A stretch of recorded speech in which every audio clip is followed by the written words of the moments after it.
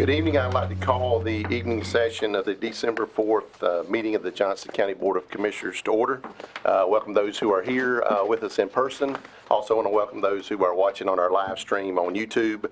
Welcome to you, and welcome to you who will watch it at a later time. We do have a couple of announcements to make. Well, an announcement to make. Case 23-20 has been withdrawn by the applicant, Raymond Mitchell, and will not be heard tonight. And so we will move on to the first item, which is approval of the agenda. Mr. Chairman, I move the agenda be approved as presented. Second. All right, and we will say we've added. I will say we added an item from this morning for the board appointments. To that is item number 2, and then as just stated, item number I think 6. Nope, not 6. 6 this 4 morning. has been removed. Okay. So we have a motion. Did I hear a second? Second. Okay, we have a motion and a second to approve the agenda with the changes noted. Yeah. All in favor say aye. Aye. Any opposed?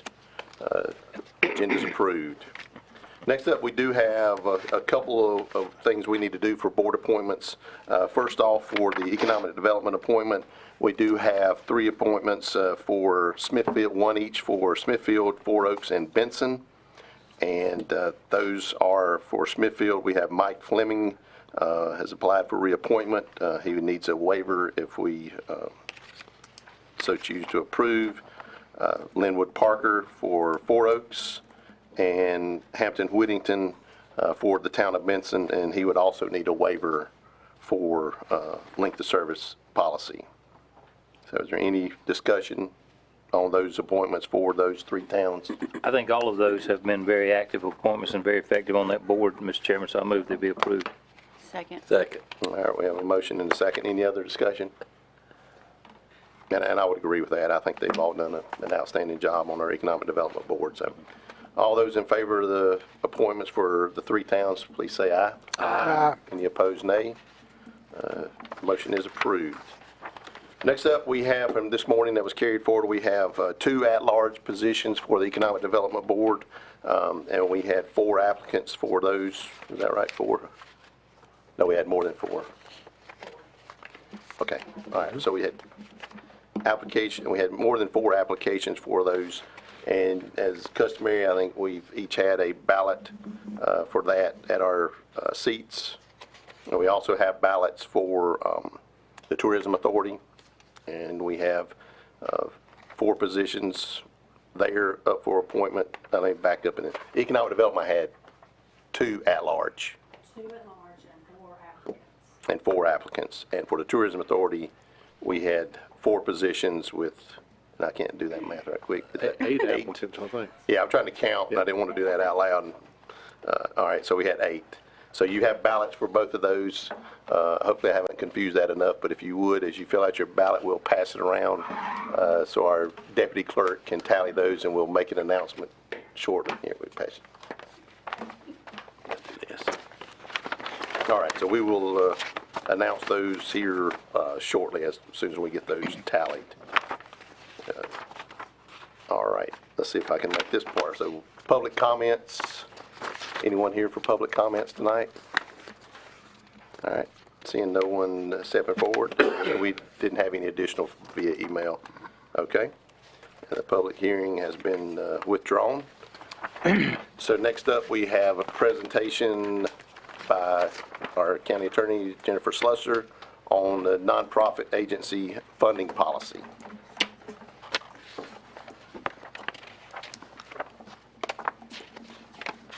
I appreciate the opportunity to talk with you about nonprofit agency funding tonight. It's hard to believe that budget season is on the horizon. We usually start that process in the January-February timeframe. And so as part of that process, one of the things that the board had asked that we take a look at last year or last budget was nonprofit funding requests and perhaps a way to improve that process. And so this presentation addresses some of the fundamental questions that need to be answered in considering nonprofit agency funding by local governments, and I've got some recommendations that I'd like to make for the board's consideration. So the two most important things to consider is, number one, why do we want to fund nonprofits? And then number two, do we want to have a formal process in which to do that?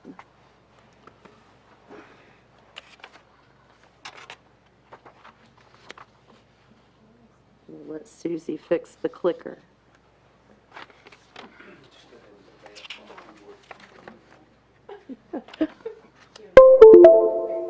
Okay, thank you. Okay. So there's some great articles from the School of Government about nonprofit agency funding, and one of those provided a great summary of the advantages in funding nonprofits. And some of those advantages include, number one, nonprofits may be better service providers than governments when they can supplement public funds with the contributions of time, expertise, and money from volunteers and other donors. Sometimes nonprofits can move more flexibly or quickly than local governments to address a pressing need. Nonprofits can build a sense of community within our county, and that they can also encourage civic participation with volunteers, neighbors, and others who are trusted within a particular community. And sometimes they bring specialized expertise on community issues or on specific population because of their mission and experience. And nonprofits also augment, complement, or fill in gaps in government services. And Johnston County has historically funded nonprofits and has viewed that funding as an investment in valuable community services and partnerships with other organizations that serve Johnston County citizens. And so that really is the purpose in funding nonprofits. I want to bring you back to your mission statement. In 2022, you adopted a mission statement that serves as a guide for the county's culture, goals, and values. And nonprofit agency funding policy is consistent with your desire to promote effective and efficient government to enhance the quality of life of the people in Johnston County in a fiscally responsible manner. So we use that mission statement to guide all of the policies in which we bring to you for your consideration, and we have done so with this particular policy. Wanted to remind the public of the Commissioner's 2023-24 priorities. They're listed above. In developing a nonprofit agency funding policy that is consistent with the board's goal of financial stewardship and providing guidance, and it would provide guidance on your funding priorities. And so as you consider policies, consider nonprofit funding, those sorts of things, we do ask that you consider your funding priorities within a particular year and attempt to tie back that funding with those priorities. So what is the legal authority that we have in which to provide public money to a private entity? It's a two-step analysis. Number one, it has to be for a public purpose, and that's your constitutional requirement. Number two, the local government must also have the statutory authority to expend public funds for that particular purpose. So in other words, the law allows us to contract with private entities to operate government programs or provide government services or engage in programs, services, or activities that the local government could have undertaken directly. So you've got to have both of those components in order to fund a nonprofit agency. There's some non-legal considerations that you need to consider. One, how do you choose who to fund? And you can benefit both the county and the citizens that we serve by developing a detailed policy that governs both the process for requesting and the process of granting funds to private entities. Once a funding decision is made, the statutes and the case law is very clear that the local government has an obligation to make sure that the public money is appropriately spent, and that's the accountability piece. At a minimum, the local government really needs to provide clear guidelines and directives about how and for what purposes the money can be spent, And we have to require some sort of accounting for that to make sure that the private entity has fully performed its obligations. So in developing this policy, the funding is intended to support the delivery of services and programs to Johnston County citizens, and that's the purpose is outlined in the draft policy, which was in your packet.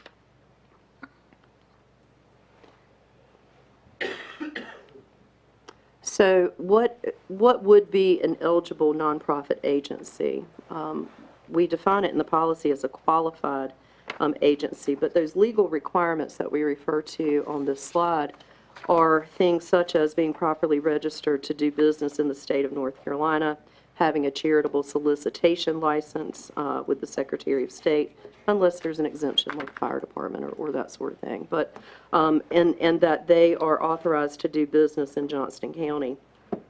What we put in the policy also was that it had to be, the nonprofit agency had to have either a location in Johnston County as its primary service place, have an office in Johnston County, or have significant impact on Johnston County residents in the service population and conduct a substantial number of their activities in Johnston County. So in other words, we want to make sure that the money that is being appropriated is being spent for Johnston County citizens.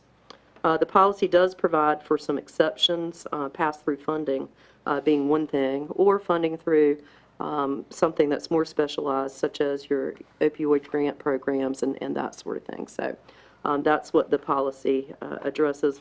The one thing that we included is, and of course it's up to you as to whether you want to do this or not, but we thought that it was in the best interest not to fund startup agencies. So in other words, they need to be in operation for at least 3 years to show us a history and a track record that they are capable of providing the service within the county. In looking at the general funding assistance and what we're recommending, and this is no different than what we have done informally for years. All of these things are essentially the same. But this really formalizes our practices with the nonprofit funding assistance. These guidelines are not new, but one of the things that we did include is that priority for funding, because of course there are lots of requests and limited resources.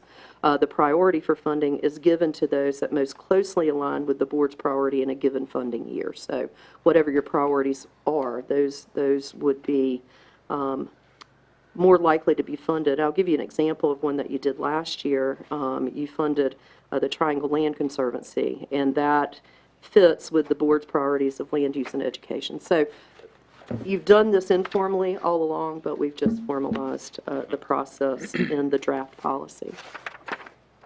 So what we would like to do is require written applications with supporting documentation. And in your packet, you've got a draft application with the draft contract, and the draft contract is actually one that we had already implemented, but the application is new. But we'd like to be able to streamline these requests so they're not coming in at the last minute, so you've got time to fully review those requests. And what we would like to do is start an application process that begins in February of each year.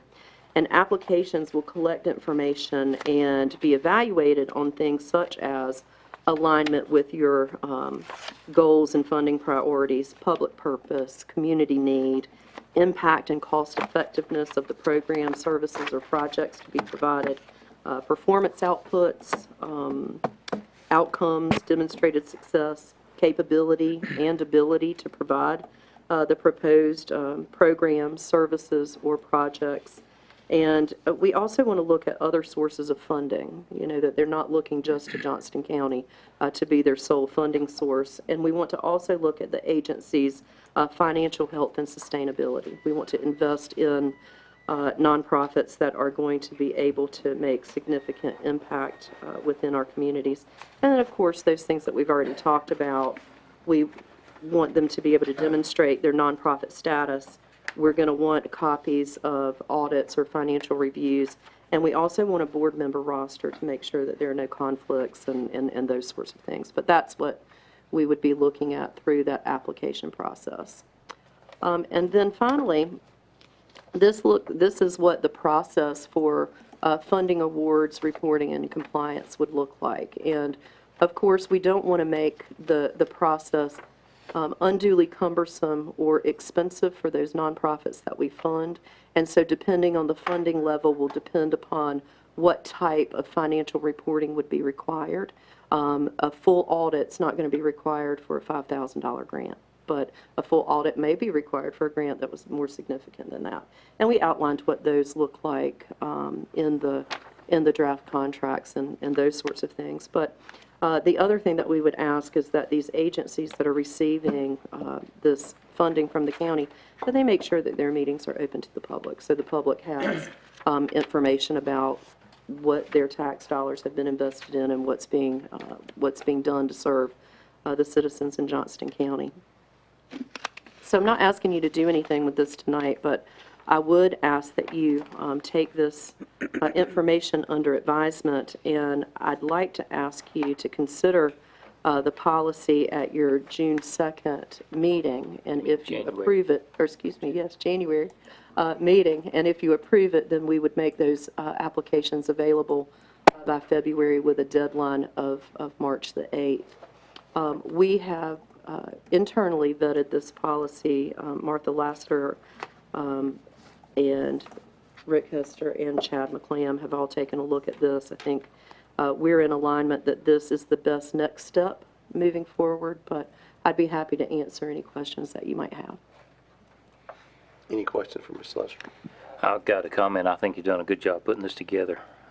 It seems to address all the concerns that I have. Just a couple of questions. I would assume that if the board adopts this policy, then we would contact all those agencies that historically have come for funding.